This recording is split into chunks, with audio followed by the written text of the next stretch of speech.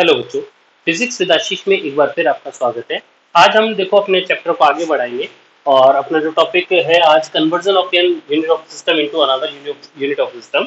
मतलब हम एक यूनिट को एक सिस्टम को दूसरे सिस्टम में कन्वर्ट करने वाले हैं। ये एप्लीकेशन है इसकी। डायमेंशनल जो अपने फॉर्मूला पढ़ा था उसकी अपने एप्लीकेशन पढ़ रहे हैं। 3 एप्लीकेशन जिसमें से पहली एप्लीकेशन ये आती है क्या, जैसे अपने पास की सिस्टम ऑफ यूनिट कौन सी थी, एमकेएस, सीजीएस, एफपीएस। तो इनका अपन आपस में रूपांतरण पढ़ने वाले हैं। तो सबसे पहले देखो, वैसे तो मैं इसको एग्जांपल से समझाऊंगा, लेकिन एक छोटा सा एक अपन दूसरी बात देखते हैं एग्जांपल की। क्या, जैसे आप सब जानते हो कि 1 मीटर इज इक्वल टू कितना होता है, 100 सेंटीमीटर होता है। कितना होता है, 1 metre is equal to 100 centimetre. ठीक है, सब जानते हैं इस बात को। तो यहाँ पर आप देखो कि ये क्या है, मात्रक है, ये भी मात्रक है। ये एमकेएस में, ये सीजीएस में। किसमें है ये, एमकेएस का और ये सीजीएस में। मुझे इसी प्रकार के रूपांतरण आगे देखने हैं बड़ी यूनिट्स के लिए, तो बड़े दूसरे मात्रकों के लिए। तो यहाँ पे मैंने कहा देखो, यहाँ पे एक डिजिट है तो डिजिट को मैंने लिख दिया n1 से, यहाँ पे दूसरी डिजिट है, इधर लिख दिया n2 से। अब ये मात्रक है एक सिस्टम में u1 और वही भौतिक राशि के लिए दूसरी सिस्टम में उसका मात्रक है मान लो u2। तो इसको अपन, इस चीज को अपन कैसे लिखते हैं, n1 u1 बराबर n2 u2 लिख सकते हैं। अब यहाँ पे हमको क्या ज्ञात करना होता है, देखो जनरली हमको जैसे दिया होता है 1 मीटर इक्वल टू कितने सेंटीमीटर, एमकेएस को सीजीएस में बदलना है तो n1 अपन को दिया हुआ n2 निकालना होता है। तो यहाँ पे अपन ये जो अपन ने दिखा है इससे अपन को क्या निकालना है, n2 निकालना है। तो n2 बराबर क्या लिखूंगा, मैंने कहा n1 into u1 upon u2। अब ये u1 और u2 जो है वो ये मात्रक पद्धतियां हैं एमकेएस और सीजीएस। सबसे पहले यहाँ पे जैसे भौतिक राशि अपने पास जैसे दूरी थी, यहाँ पे भौतिक राशि क्या है, दूरी। तो वही दूरी जो है या मान लो जो भी है अपने पास में, उसको अपन किस फॉर्म में लिखेंगे, पहले एमकेएस की फॉर्म में लिखेंगे। एमकेएस मतलब बोले तो मास किलो, क्या है, मीटर किलोग्राम सेकंड, और सीजीएस का मतलब क्या है, सेंटीमीटर ग्राम सेकंड। तो इनको अपन इसमें बदलेंगे। तो यानी कि अगर मैं इसको उस फॉर्म में लिखूं तो यहाँ पे क्या हो जाएगा, n1 तो एज इट इज। अब देखो यहाँ पे अपन क्या लिखते हैं, मास के लिए m लिखते हैं। ठीक है, m1 या m लिख दिया, और क्या होगा, लेंथ के लिए L1 आ जाएगा और t के लिए, समय के लिए T1 आ जाएगा। ठीक है, दूसरे के लिए क्या हो जाएगा, मैंने कहा m2, यहाँ हो जाएगा L2 और यहाँ हो जाएगा T2। यही तो करेंगे अपन लोग, समझ रहे हो। अब यहाँ पर जो भी अपने पास भौतिक राशि है उसकी विमा क्या होगी वो अपन को पता होगी। जैसे यहाँ पे दूरी है तो यहाँ पे क्या होगा, मात्रा का m0 L1 T0 होगा। तो मान लो कोई भौतिक राशि दे रखी है जिसकी विमा जो है m की पावर a, l की पावर b और t की पावर c है। तो उसी के संगत यहाँ पर इसकी पावर क्या हो जाएगी, a, इसकी पावर क्या हो जाएगी, मैंने कहा b, और इसकी पावर क्या हो जाएगी, c। इस प्रकार एक सिस्टम को दूसरे सिस्टम में बदलने के लिए एक फॉर्मूला अपने पास बन गया। ये अपन को ध्यान में रखना है और इसके द्वारा अपन लोग क्या कर लेंगे, एक को दूसरे में चेंज कर लेंगे, एक सिस्टम को दूसरे सिस्टम में अपन लोग चेंज कर लेंगे। बोलो कोई दिक्कत, मेरी बात समझ में आई। मैंने क्या किया, u1 u2, यानी कि ये u1 है, इसमें भी m है, l है, t है, तो उसमें m1 की पावर a, l1 की पावर b और t1 की पावर c होगी। इधर u2 है तो यहाँ क्या होगा, m2 की पावर a, L2 की पावर b, भौतिक राशि तो सेम है ना, और T2 की पावर c। ये अपन लिख सके और इनको अपन डिवाइड फॉर्म में लिख दिया। बोलो कोई दिक्कत, सिंपल। अब अपन इस फॉर्मूले की हेल्प से अपन लोग निकालेंगे। कैसे निकालेंगे देखो, जैसे अब एक एग्जांपल लेते हैं कि 1 न्यूटन इज इक्वल टू कितने डाइन। क्या क्या पूछा आपने से कि 1 न्यूटन इज इक्वल टू कितने डाइन, क्वेश्चन है ये अपने पास। ठीक है, यानी अपन को n1 दे रखा है, n1 बराबर कितना है, मैंने कहा 1, n2 ज्ञात करना है, n2 क्या करना है, ज्ञात करना है। अब मैंने कहा न्यूटन, न्यूटन किसका मात्रक है, मैंने कहा न्यूटन जो है बल का मात्रक है, यानी भौतिक राशि जो है वो कौन सी है, बल। बल की विमा क्या होती है, m की पावर 1 L1 T माइनस 2, यही तो होता है। इसका मतलब फॉर्मूले में जो, जैसे अपने पास फॉर्मूला क्या था, n2 बराबर n1 into m1 upon m2 की power a, L1 upon L2 की पावर b और T1 अपॉन T2 की पावर c, यही तो था। तो यहाँ पर अपने पास a बराबर हो जाएगा 1, b बराबर हो जाएगा 1 और c बराबर कितना होगा, -2। सही बात है क्या बोलो कोई दिक्कत। अपन को एबीसी का पता चल गया, n1 का पता है तो अपन निकाल सकते हैं। अब यानी कि अपन ये वैल्यू इसमें रखेंगे फॉर्मूले, हम जानते हैं क्या जानते हैं भाई, हम जानते हैं, क्या जानते हैं, ये फॉर्मूला जानते हैं। अब मैंने कहा n2 तो निकालना है, ध्यान रखना न्यूटन जो होता है वो एमकेएस पद्धति में मात्रक होता है बल का, और डाइन जो होता है वो सीजीएस पद्धति में मात्रक होता है। मतलब सीधी सी बात है, हमको एमकेएस को सीजीएस में बदलना है। n2 बराबर n1 कितना दे रखा है, मैंने कहा n1 1 दे रखा है, 1 लिख दो। अब m1, m यानी कि द्रव्यमान, द्रव्यमान यहाँ पे अगर मैं m1 पहली सिस्टम में बोलूं तो उसको लिखूंगा 1 kg, मतलब किलोग्राम में लिखूंगा, और m2 यानी कि 1 ग्राम सीजीएस में, और इसकी पावर एक क्या है 1। दूसरा मैंने कहा L1, L1 कितना है, मैंने कहा 1 मीटर अपॉन 1 सेंटीमीटर, पावर कितनी है, मैंने कहा 1, ठीक है। और लास्ट क्या है 1 सेकेंड अपॉन 1 सेकेंड, और पावर कितनी है, मैंने कहा -2। ऐसे तो लिखूंगा, क्या बन गया n2 बराबर 1 इंटू, अब देखो ये 1 kg है, अब या तो इसको किलोग्राम में बदल लो या इसको ग्राम में बदल लो, तो जो भी आपको सही लगता है उसको बदल लो। तो मैंने क्या किया, ऊपर 1000 ग्राम लिख दिया डिवाइडेड बाई 1 ग्राम, और पावर कितनी है, मैंने कहा 1। फिर 1 मीटर है, 1 मीटर को मैंने सेंटीमीटर में चेंज किया, 100 सेंटीमीटर डिवाइडेड बाई 1 सेंटीमीटर, ताकि दोनों सेम हो जाए, कट सके, और इसकी पावर कितनी हो जाए 1। और लास्ट में तो ये 1 सेकंड था, तो ये 1 सेकंड बाई 1 सेकंड, पावर चाहे कितनी भी हो इसका मान कितना आएगा 1 ही है। n2 बराबर 1, और ये कितना 10⁻³ इंटू 10⁻², सही है क्या। यानी n2 जो नंबर आया मेरे पास 10⁵ आया, यानी आंसर क्या होगा 1 newton is equal to 10⁵ dyne, ये आंसर हो गया। बोलो कोई दिक्कत है क्या, ये हमने चेंज कर दिया, ठीक है, कर लोगे। इसी प्रकार से एक और क्वेश्चन हम लोग कर सकते हैं क्या, कि भाई एमकेएस को इसी चीज से अपन चेंज करते हैं। जैसे अपन को क्वेश्चन क्या दे रखा है, ये आप लोग नोट कर सकते हो। देखो इसके बाद एक और क्वेश्चन अपन करते हैं। जैसे अपन को दे रखा है क्या 1 joule, 1 joule is equal to कितने अर्ग। वही है, जूल जो है एक प्रकार का कार्य है, ऊर्जा का मात्रक है एमकेएस में, और अर्ग जो है वो सीजीएस में मात्रक है, ठीक है। n1 बराबर आपको 1 दे रखा है, n2 आपको निकालना है, ठीक है। और फिर आपको क्या दे रखा है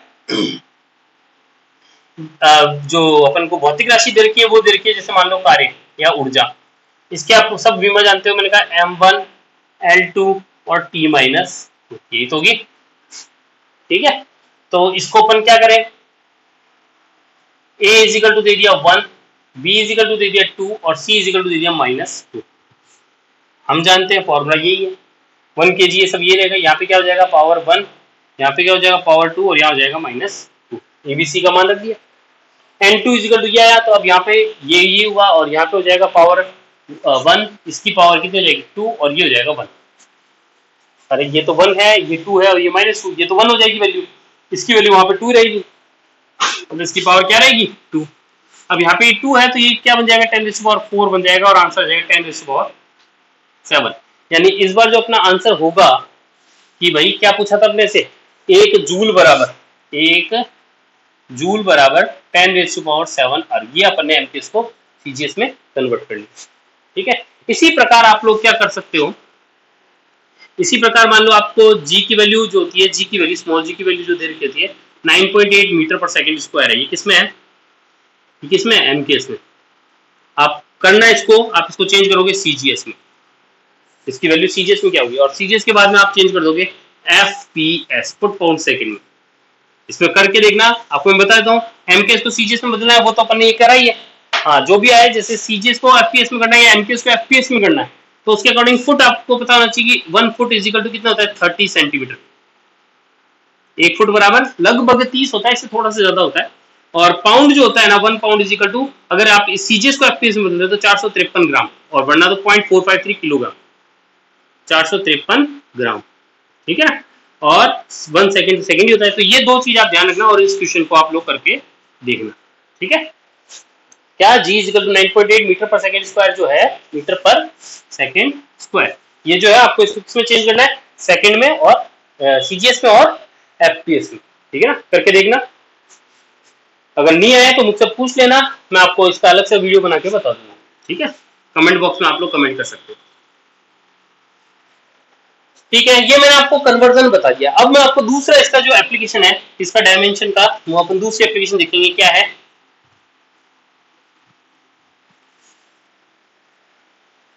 सूत्र की सत्यता की जांच करना। सूत्र के दूसरी अपने पास क्या है प्रॉपर्टी, दूसरी अपने पास एप्लीकेशन क्या है, सूत्र के सत्यता की जांच, चेकिंग फॉर्मूला, सत्यता के सूत्र के सत्यता की जांच, चेकिंग फॉर्मूला क्या है भैया? वो सूत्र की सत्यता की जांच कैसे करें भैया? अपन को एक सूत्र दिया जाएगा, अपन क्या करेंगे, डायमेंशन देखेंगे उसके, लेफ्ट साइड में डायमेंशन क्या है, राइट साइड में डायमेंशन क्या है, और दोनों साइड के अगर डायमेंशन सेम है तो वो फॉर्मूला डायमेंशनल रूप से सही होगा, अगर गलत आता है तो डायमेंशनल रूप से गलत होगा। अगर मैं ओवरऑल बात करूं तो ध्यान से सुनना, मैं जो बोलने वाला हूं कि यदि कोई सूत्र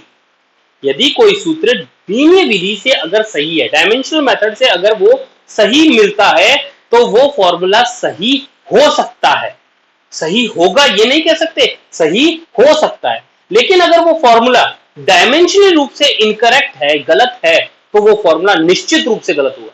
याद रह जाएगी ये बात, मैंने क्या कहा, यदि कोई सूत्र विमीय दृष्टिकोण से अगर अपन लोग देखें और वो अपन को सही मिलता है विमीय दृष्टिकोण से, तो वो फॉर्मूला सही हो सकता है, और अगर विमीय दृष्टिकोण से वो फॉर्मूला अगर गलत है तो वो निश्चित रूप से गलत होगा। ठीक है, तो देखो सबसे पहले मैंने एक फॉर्मूला लिया, E is equal to half M V square.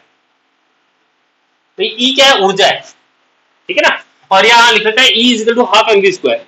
तो सबसे पहले मैं LHS लिया, LHS में कौन है, E, और E की यानी कि ऊर्जा की डायमेंशन आप जानते हो m1 l2 t माइनस 2, ये तो होती है, इसकी विमा यही तो होती है। RHS में देखते हैं, RHS में मैंने कहा क्या लिखा हुआ है, 1/2 mv स्क्वायर, 1/2 की कोई विमा नहीं होती है, तो m की विमा क्या होती है, मैंने कहा m1, v की विमा क्या होती है, मैंने कहा l1t माइनस 1 की पावर 2। देख लो इसको क्या बन जाएगा, m1 l2t माइनस 2, ये इसकी विमा है। तो इस तरीके से हम कर सकते हैं LHS बराबर RHS कह सकते हैं। तो ये फॉर्मूला विमीय दृष्टिकोण से तो सही है, वैसे तो फॉर्मूला बिल्कुल सही है, लेकिन यहाँ पे अपन यही कह सकते हैं विमीय दृष्टिकोण। मान लो यहाँ पे 1/2 की जगह 1/3 दिखते, तो फॉर्मूला तो है गलत, ये फॉर्मूला तो है गलत, लेकिन विमीय दृष्टिकोण से ये फॉर्मूला यही आएगा, क्योंकि 1/2 की कोई विमा नहीं होती है। समझ रहे हो मेरी बात?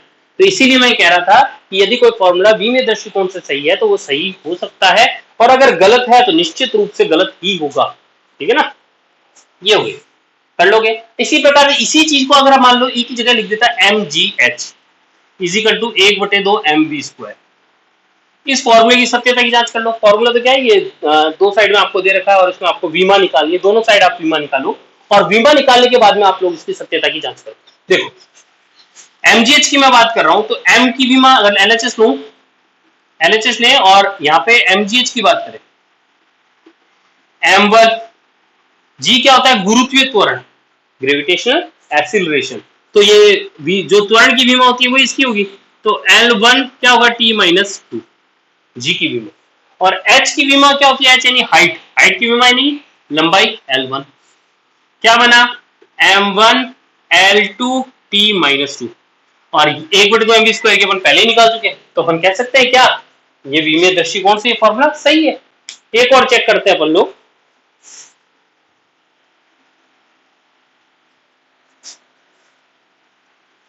एक और चेक कर लेते हैं। जैसे आपको दे रखा है F is equal to mv square upon r, जहां F तो है बल, m द्रव्यमान, v वेग और r त्रिज्या है। ठीक है ना, तो इसके सूत्र की सत्यता की जांच करते हैं। तो LHS में मैंने कहा बल है, बल की विमा क्या होती है सब जानते हैं, ma करके निकाल सकते हैं। तो बल की विमा क्या होती है, m1, ये डायरेक्ट याद होनी चाहिए भैया, m1 l1 t माइनस 2, वरना आप ma करके निकाल सकते हो। ठीक है ना, और RHS की बात करूं, RHS में क्या लिखा हुआ है, mv स्क्वायर अपॉन r, यानी m1, v की विमा क्या है, l1 t माइनस 1 की पावर 2, और r की विमा क्या होती है, त्रिज्या, त्रिज्या की विमा l1, क्या हो जाएगा भैया, m1 l2 t minus 2 divided by l1, क्या हो जाएगा, m1 l1 t माइनस 2, यानी कि LHS बराबर RHS। ये भी विमीय दृष्टिकोण से ये फॉर्मूला सही है, कोई दिक्कत? ठीक है, कर लोगे आप लोग इसको, बहुत अच्छी बात है। एक और सूत्र आप लोग बैठ के कर लेना, t is equal to 2 pi under root l upon g, जहां t क्या है, t बराबर है आवर्तकाल, एल क्या है? एल है जो धागे की लंबाई, सिंपल पेंडुलम को जिससे लटकाते हैं उस धागे की लंबाई, या आप लंबाई लिख लो सिर्फ लंबाई। और जी क्या है? गुरुत्वीय त्वरण, गुरुत्वीय त्वरण, ठीक है ना। अब आपको इसके ये फॉर्मूले की सत्यता की जांच करनी है। 2 पाई तो कांस्टेंट है, इसकी कोई विमा नहीं होती। कर लोगे? बहुत अच्छी बात है, करके देखना। नहीं आए तो पूछ लेना, कमेंट में, कमेंट सेक्शन में कमेंट करो और पूछो। नहीं आएगा तो मैं करके बता दूंगा आपको, आ जाएगा तो वैसे आ ही जाएगा। बहुत सिंपल सा क्वेश्चन है, कोई ज्यादा महाभारत नहीं है। कर लोगे? फिर इसके बाद में अपन अगला जो टॉपिक पढ़ेंगे वो है मेकिंग फॉर्मूला, सूत्र का निर्माण, सूत्र का निर्माण, सूत्र बनाएंगे अपन, मेकिंग फॉर्मूला।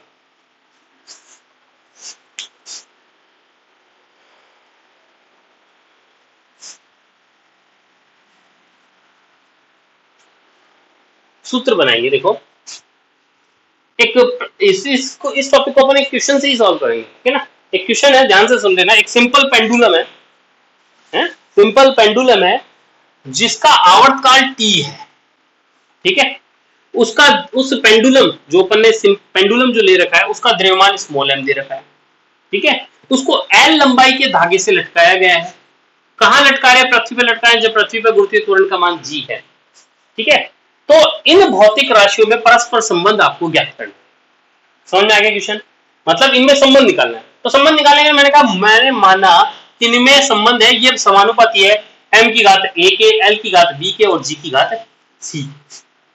प्रपोर्शनल हटाएंगे, कांस्टेंट लगाएंगे, t बराबर k लगा दिया कांस्टेंट जो कि विमाहीन राशि है, m की पावर a, l की पावर b और g की पावर c। ये करेंगे, ठीक है। चलो l स्मॉल ले लेते हैं, कोई दिक्कत नहीं है ना, एक ही बात है, स्मॉल लो कैपिटल कोई फर्क नहीं पड़ेगा। अब क्या करेंगे? मैं लेफ्ट हैंड साइड की विमा निकालूंगा, LHS करूंगा। LHS में क्या है? आवर्तकाल। आवर्तकाल क्या है? एक प्रकार का समय। तो इसकी विमा क्या होगी? मैंने कहा m की पावर 0, l की पावर 0 और t की पावर 1, यही होगी इसकी विमा। अरे यही तो होगी। फिर इसके बाद में अब क्या करें? मैंने कहा RHS ले लो। RHS में इसकी विमा निकाले तो मैंने क्या किया? k की तो कोई विमा नहीं होती है, m की पावर a, l की पावर b और t g की पावर c, यही तो लिखा हुआ है। इसको कैसे लिख सकते हैं? मैंने कहा m की पावर 1 हो जाएगा और इसकी पावर क्या है? a है। l की पावर यहाँ क्या हो जाएगी? b हो जाएगी। और g क्या होती है? g की पावर होती है L1t माइनस 2 की पावर c, यानी क्या बनेगा? m की पावर a, l की पावर b और देखो l की पावर c भी तो होगी तो b प्लस c हो जाएगा। आधार समान तो बातें जुड़ जाती है। t की पावर माइनस 2c, यही आएगा क्या? चेक कर लो एक बार भाई, m की पावर a, l की पावर b और l की पावर c, तो b प्लस c हो जाएगा और t की पावर माइनस 2c, ठीक है।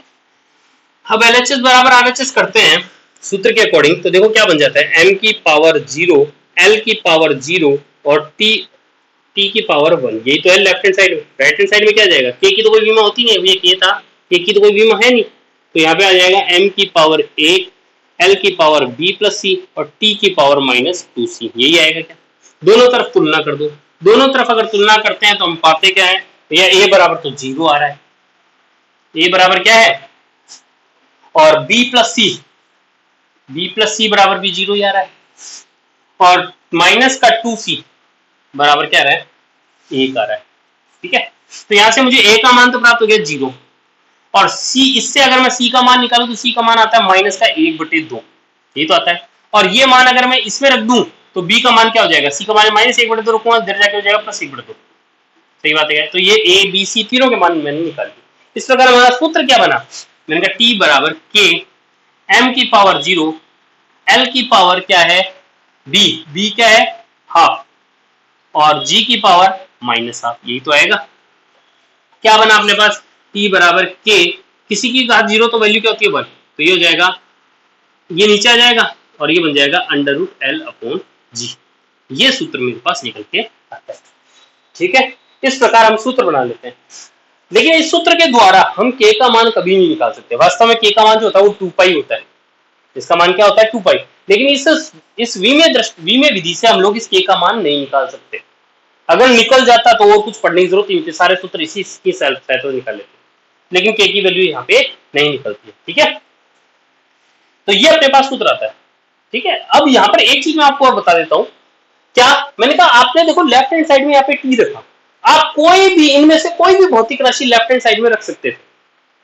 ठीक है ना, ऐसा नहीं है कि आप टी ही रखो, आप कुछ भी रखते आंसर सेम ही आएगा, रूप बदल सकता है। मान लो इसकी जगह मान लो आपने एल को रखा होता तो एल का जो फॉर्मूला होता है दोनों साथ टी स्क्वायर हो जाता है इजिकल टू के तो कॉन्स्टेंट स्क्वायर करो चाहे अंडर रूट करो ये के ही रहेगा, कोई नया कॉन्स्टेंट आ जाएगा और क्या होगा एल अपॉन जी। सही है क्या, दोनों तरफ स्क्वायर कर दिया, एल बराबर क्या हो जाएगा g into t square divided by k, चलो इसको भी स्क्वायर कर दो, के स्क्वायर कर दो। ठीक है, डिवाइडेड बाई के स्क्वायर, तो यानी कि यहां से अगर अपन सूत्र क्या निकालते हैं एल बराबर क्या हो जाता 1 अपॉन के स्क्वायर, नया कॉन्स्टेंट मान लो उसको के डैश दे दिया, क्या फर्क पड़ रहा है, और ये क्या हो जाएगा जी टी स्क्वायर, ये आ जाता आंसर। इसमें और इसमें कोई फर्क नहीं है, अरे इसमें और इसमें कोई फर्क नहीं है, समझ रहे हो। हाँ, इसमें जो खास बात है जिसके लिए मैं तुमको ये बता रहा हूं, अगर आपने m को इधर रख लिया होता तो आप ध्यान से देखो आंसर में कहीं m आया ही नहीं, क्योंकि ये सूत्र m पर डिपेंड नहीं करता। तो अगर आपने लेफ्ट हैंड साइड में m को रख लिया होता तो यहाँ जो है यहाँ बड़े ही अजीबोगरीब केस आते हैं अपने पास। कैसे केस आता है, एग्जांपल के तौर पर बता रहा हूँ, 0 बराबर 1 आ जाता, संभव है क्या। अगर ऐसा करने पर हमारे पास इस प्रकार के रिजल्ट आ रहे हैं तो समझ जाना कि वो भौतिक राशि जो है वो इस पर डिपेंडेंट ही नहीं है, वहीं छोड़ देना उसको। वैसे तो अनुभव के आधार पर आप जब प्रैक्टिस कर लेते हो तो आप ऑटोमेटिक टी को या एल को या जी को रखोगे, एम को रखोगे ही नहीं, लेकिन बाई चांस कोई रख दे तो यहाँ पे क्या आएगा, इस प्रकार के गंदे गंदे रिजल्ट आएंगे, 0 बराबर 1, 1 बराबर आधा, इस प्रकार के रिजल्ट आए तो आप समझ जाना ये काम करना ही नहीं है, इसको छोड़ देना वही का वही, और यानी एम इधर नहीं आएगा, ये एम पर डिपेंडेंट ही नहीं है। इसके अलावा कोई भी भौतिक राशि आप लेफ्ट साइड में रख दो, इसका मान जो आएगा ना वो से ही ये ही आएगा। समझ में आ गई मेरी बात, ठीक है, जल्दी से नोट कर लो इसको।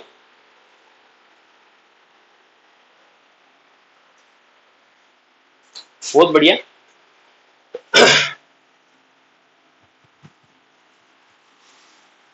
तो ये अपने पास वी में विधि के अपन ने एप्लीकेशन देखे। अब अपन जो पढ़ने वाले वो अपन पढ़ेंगे एरर, त्रुटि। ये त्रुटि क्या होती है, देखो आज अपनी क्या किस्मत है, हमको गलतियां भी पढ़नी, त्रुटि को गलती बोलते हैं और हमको गलतियां भी पढ़नी पड़ रही है। ठीक है ना, तो त्रुटि पढ़े, त्रुटि होती क्या है, देखो वास्तव में ये जो चीज है ये है प्रयोग प्रायोगिक दृष्टिकोण से। प्रायोगिक दृष्टिकोण क्या है भैया, प्रायोगिक दृष्टिकोण है कि हम एक प्रयोग करते हैं, प्रयोग से हमें रिजल्ट प्राप्त होता है, वो रिजल्ट जो होता है वो वास्तविक मान से कुछ भिन्न मिलता है। ठीक है ना, ऐसा नहीं है कि बहुत ज्यादा भिन्न, बहुत मामूली सा फर्क उसमें नजर आएगा, वही चीज त्रुटि है। समझो, मान लो किसी भौतिक राशि का मान जो है वास्तव में तो है 9.8, आपने प्रैक्टिकल किया उसका मान निकाल दिया मान लो 9.87, तो ऐसा हो सकता है, ये त्रुटि के अंतर्गत आ जाएगा। लेकिन मान लो आपने प्रैक्टिकल किया, प्रैक्टिकल करके उसका मान निकाल दिया 9.8 की जगह 20, तो ये गलत है, ये हो ही नहीं सकता। इस प्रकार तो इसको त्रुटि नहीं कहेंगे, त्रुटि जो होगी वो बहुत ही छोटी सी क्वांटिटी होगी। ये प्रायोगिक दृष्टिकोण से देखी जाती है कि भाई वास्तविक मान, जो वास्तव में मान क्या है और प्रयोग से हमने जो मान निकाला है उनमें क्या फर्क है, वो त्रुटि है। ठीक है ना, तो अगर मैं त्रुटि को परिभाषित करूं तो क्या होगा, वास्तविक मान और प्रायोगिक मान के मध्य के अंतर को ही त्रुटि कहते हैं। त्रुटि किसे कहते हैं, वास्तविक मान और प्रायोगिक मान यानी रियल वैल्यू और प्रैक्टिकल वैल्यू के बीच के डिफरेंस को अपन लोग क्या कहते हैं, क्या कहते हैं, त्रुटि कहते हैं, एरर कहते हैं। ठीक है ना, अब एरर बहुत सारे टाइप की होती है, अपन फिलहाल थ्योरेटिकल पोर्शन की बात कर लेते हैं। मैं आपको थ्योरी आपको बता देता हूँ डायरेक्ट, एग्जाम से रिलेटेड अगर मैं बात करूँ तो इससे कोई प्रश्न बनता नहीं है, लेकिन आपको थोड़ी थोड़ी बातें आपको पता होनी चाहिए। तो देखो इसमें सबसे पहले अगर मैं त्रुटि की बात करूं तो त्रुटि में अपन कह सकते हैं कि पर्सनल एरर, व्यक्तिगत त्रुटि। पर्सनल एरर क्या होती है, भैया मैं प्रैक्टिकल कर रहा हूं लेकिन मेरा ध्यान कहीं और है, ध्यान कहीं और है, तो मैंने वो मेरी कंसंट्रेशन खराब हुई और मैं उसको नहीं नोट कर पाया रीडिंग को, या मैंने गलत रीडिंग नोट कर ली, वो जो त्रुटि कहलाती है वो पर्सनल त्रुटि कहलाती है। इस त्रुटि को दूर किया जा सकता है ना भैया, आप ध्यान ढंग से लगाओ, त्रुटि दूर हो जाएगी। ठीक है ना, दूसरी त्रुटि मैंने बोला रैंडम एरर। रैंडम एरर क्या होती है, रैंडम एरर क्यों आती है कि भाई आपने पूरा ध्यान भी दिया, सब कुछ अच्छे से काम किया, लेकिन फिर भी उसको गलती आ गई, सारे जो भी मानक दृष्टिकोण से जो होना चाहिए था वो आपने सारे स्टैंडर्ड काम किया आपने, लेकिन उसके बाद में भी गलती आ गई। तो ऐसी गलती क्यों आ जाती है, कैसे आ जाती है, इसका कुछ पता नहीं होता, बस आई जाती है। इस प्रकार के एरर को रैंडम एरर या यादृच्छिक त्रुटि कहते हैं। क्या कहते हैं, यादृच्छिक त्रुटि। एक होती है error due to imperfection, error due to imperfection का मतलब ये मौसम से रिलेटेड त्रुटि होती है। मतलब मान लो कोई प्रैक्टिकल किया गया, वो सर्दियों के मौसम में किया गया, लेकिन गर्मियों के मौसम में करते हैं तो उसके रिजल्ट थोड़े से बदल जाते हैं। तो ये त्रुटि क्या होती है? इम्परफेक्शन के कारण, एटमॉस्फेरिक इम्परफेक्शन के कारण क्या हो जाती है? ये त्रुटि आ जाती है। तो इसको एरर ड्यू टू इम्परफेक्शन बोलते हैं। ठीक है। एक होती है लीस्ट काउंट एरर। एक क्या होती है? Least count error. Least count error किसे कहते हैं? जैसे आप पहले तो लीस्ट काउंट किसे कहते हैं वो देखो। लीस्ट काउंट किसे कहते हैं? जैसे आपके पास स्केल होती है, आपके पास स्केल आती है, यहाँ पे 0 लिखा होता है ना, और इधर एक 1 सेंटीमीटर 1 लिखा होता है, फिर इधर 2 लिखा होता है। याद है क्या आपको? ऐसा कुछ देखा है आपने? इधर आपके पास यहाँ पे बीचों बीच एक छोटी सी लाइन होती है, इनके कंपैरिजन में थोड़ी छोटी होती है। यहाँ पे 0.5 होता है, इनके बीच में 4 लाइन होती है, 1 2 3 और 4। ऐसे तो होता है 1 2 3 और 4, इस प्रकार की लाइन होती है। ठीक है ना। यहाँ ये वैल्यू होती है। अब उस स्केल के अंदर जो सबसे छोटी रीडिंग को पढ़ सकता है उसको लीस्ट काउंट बोलते हैं। तो सबसे छोटी रीडिंग कौन सी? यहां से लेकर यहां तक की लेंथ कितनी होगी? 0.1 सेंटीमीटर या फिर 1 mm। तो ये इस स्केल का लीस्ट काउंट है। ये इस स्केल का लीस्ट काउंट है। समझ लो, स्केल केवल ऐसी नहीं होती, स्केल और भी तरीके की होती है। जैसे सर्कुलर में भी होती है स्केल इस प्रकार से, आपने कई बार देखी होगी, वोल्ट मीटर मीटर जो होता है उसमें इस प्रकार की होती है। ठीक है। इसके लिए अपन को लीस्ट काउंट निकालना होता है। लीस्ट काउंट का फॉर्मूला मैं आपको बता देता हूं क्या होता है। टोटल नंबर ऑफ डिवीजन, कि भाई यहां पे कितने नंबर दे रखे, टोटल नंबर ऑफ, नहीं सॉरी, रेंज। इसकी टोटल रेंज क्या होती है? क्या बोल रहा हूं मैं? Range upon total number of division. Total number of division मतलब परास डिवीजन। परास अपॉन कुल भागों की संख्या, कुल प्रभागों की संख्या, प्रभागों की संख्या। ये इसका सूत्र होता है। वैसे सूत्र क्या है? सिंपल सी बात है भैया, आपको सबको पता है कि भाई यहां से यहां तक में अगर 1 सेंटीमीटर है, मान लो रेंज इसकी 1 सेंटीमीटर है, उसके बीच में 10 खाने हैं, तो 1 सेंटीमीटर डिवाइडेड बाई 10 हो जाएगा, तो कितना आ जाएगा? 0.1 सेंटीमीटर आ जाएगा। समझ रहे हो क्या? तो वो अपने क्या है? रेंज अपॉन टोटल कितने भागों में बांटा, 10 भागों में बांटा, तो उसका हो गया बराबर भागों में बांटा 0.1। एक जो छोटी सी रीडिंग है वो किसको बताएगी? 0.1 को बताएगी। तो फॉर्मूला याद करने के हिसाब से ठीक है, बाकी कोई ऐसा फॉर्मूला नहीं, आप लोग आराम से निकाल सकते हो, बिना फॉर्मूले के भी निकाल सकते हो। तो range upon number of division याद रह जाएगा, लिस्ट काउंट निकालने का है। और लिस्ट काउंट होता क्या है? कोई भी स्केल का सबसे छोटा मान जो होता है वो उसका अल्पत मान यानी कि लीस्ट काउंट कहलाता है। अब ये एरर कैसे रह जाती है? अब मान लो आपको कोई स्केल आपको दे दी, इस प्रकार की दे दी है, आपके पास ये स्केल है और आपको कोई लंबाई नापनी है, और लंबाई कहां तक है? मान लो यहां तक। अब ये स्केल जो होते हैं, अगर आपको सही सही मान ज्ञात करना होता है तो वो ये या तो निकाल सकती थी यहां तक का मान, या निकाल सकती थी यहां तक का मान, लेकिन इसके बीच में दे रखा है। तो ये इस स्केल की प्रॉब्लम है, लीस्ट काउंट की इसकी प्रॉब्लम है कि ये इसके एकदम एग्जैक्ट मान को नहीं निकाल सकते। अब मान लो इस रीडिंग को क्या लिखोगे? अगर आपने नोट किया ये रीडिंग तो आप क्या लिखोगे एग्जाम में? तो आप लिखोगे भाई 0.1 0.2 0.3 0.4 0.5 0.6, या तो कोई लिखेगा बच्चा 0.7 लिखेगा, या कोई बच्चा लिखेगा 0.8, क्योंकि ये दोनों के बीच में। तो वास्तव में इसका मान तो इन दोनों के बीच में है ना, तो जिसने ये लिखे उसके भी आंसर में एरर आएगी। अब ये लिखेगा तो भी एरर आएगी, वो इसके बीच के मान का नोट नहीं कर सकता। अब इसके इन दोनों के बीच में कितने मान है? अनंत मान है। इन दोनों के बीच में कितने मान है? अनंत मान है। वो अनंत मानों को यहाँ पर अपन नहीं ले सकते, एग्जैक्ट मान अपन इसके द्वारा नहीं निकाल सकते। तो इस प्रकार की ये जो लिस्ट काउंट की एरर यहाँ पर आई है कि हमने लिस्ट काउंट जो है वो इस स्केल का जो है वो क्या है? उपयुक्त नहीं है, जिसकी वजह से ये एरर आ जाती है, जिसको हम लोग क्या कहते हैं? अल्पत मान त्रुटि या लिस्ट काउंट एरर कहते हैं। ठीक है। इसके बाद में एरर का और भी इंपॉर्टेंट पोर्शन है, अपन करेंगे। आज के समाचार समाप्त करते हैं। नमस्कार।